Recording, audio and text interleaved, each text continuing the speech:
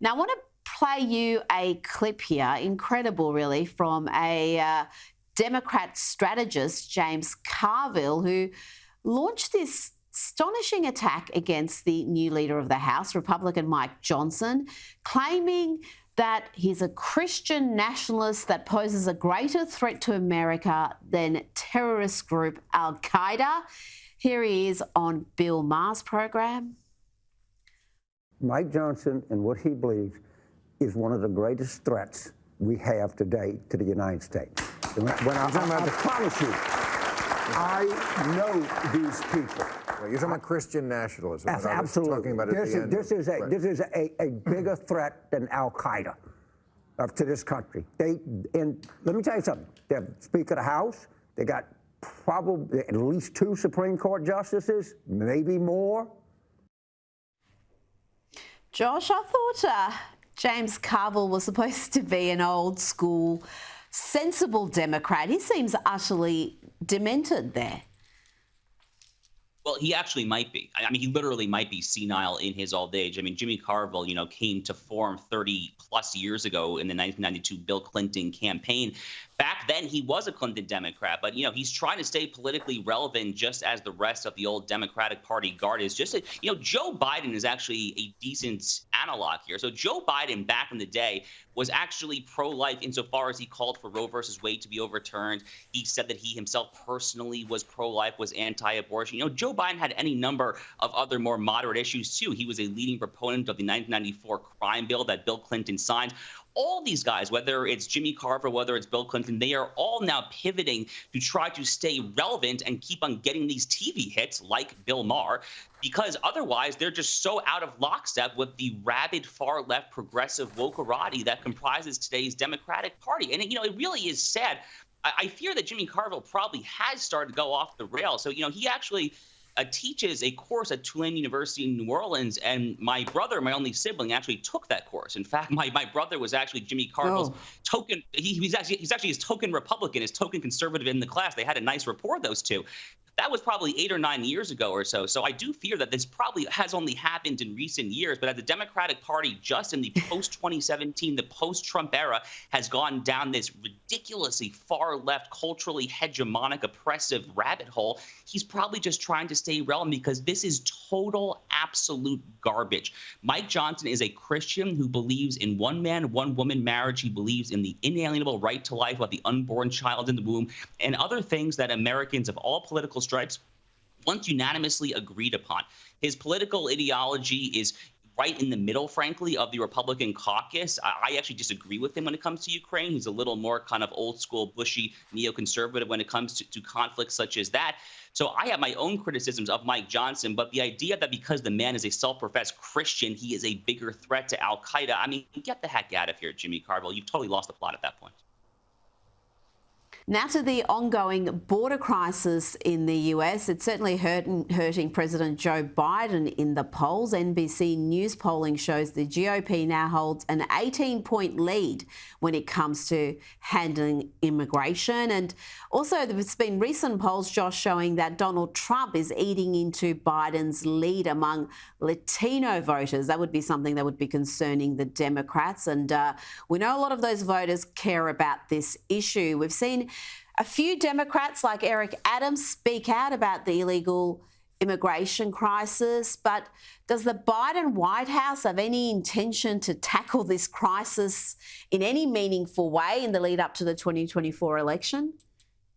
No, on the contrary, they are suing Ken Paxton, Greg Abbott in the state of Texas for Texas's attempts to put some buoys in the Rio Grande, trying to secure Texas's territorial sovereignty against the Mexican drug cartels and, frankly, Hezbollah and some radical Islamic groups that control large swaths, operationally speaking, of the U.S.-Mexico border. So they're actually, not only are they not trying to mitigate the damage, they're actually throwing fuel right into the fire, trying to make it worse.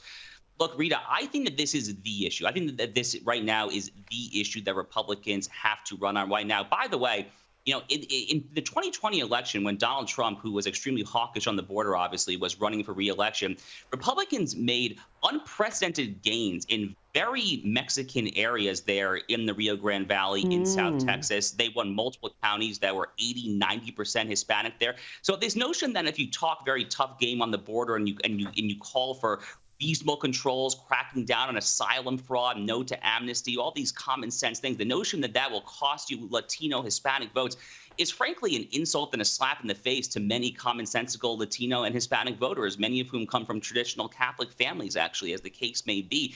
So I think that this is really the issue that Republicans should run on. We're coming up here in an election year, going back to what we were just talking about with Speaker Mike Johnson in the House. The latest episode of my podcast, shameless plug if I may, the Josh Hammer Show, I actually have a segment on the show where I'm giving unsolicited advice to Speaker Johnson and saying that this is the issue, man.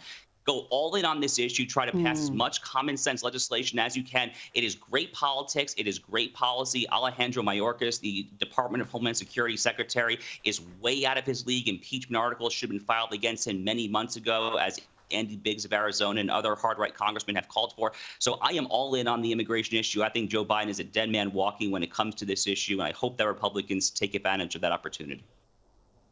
And finally, Josh, we've got more evidence of this two-tier justice system in America. Two BLM rioters charged with burning down a Wendy's restaurant in Atlanta in the summer of 2020, the summer of love. Well, they've been fined just $500 each. It just highlights, Josh, this lack of justice, it appears, in the American justice system. Yeah, and there's so many examples of this, right? So in New York City and San Francisco and many of these big blue metropolises that all too frequently have Soros prosecutors, as they have in New York City and San Francisco, you also see this trend where the DAs, they literally announce in advance they will not prosecute theft, petty larceny up to a certain dollar amount. So in New York City, I think for a little while, it was under $200. So, what is the incentive at that point? Well, you're going to rob $199 worth of merchandise. I mean, you don't need a PhD or anything to figure out what the incentive structure would get you to do.